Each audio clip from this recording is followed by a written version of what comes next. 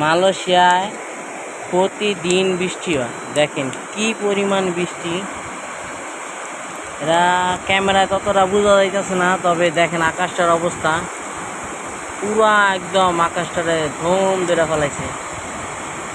15 minute আগেও পুরা ফর্সা ছিল, রোদ ছিল, 15 মিনিটের ভিতরে পুরা একদম অন্ধকার করে কি বৃষ্টি। তো যাই হোক, রহমতের বৃষ্টি আল্লাহ দেয় প্রতিদিন মালয়েশিয়া, তাই সব ফসলাদিও ভালো হয়।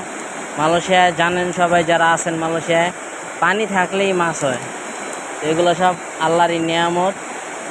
মালয়েশিয়া খুবই সুন্দর একটা দেশ, আল্লাহ দিলে প্রতিদিন বিকালে বৃষ্টি হয়।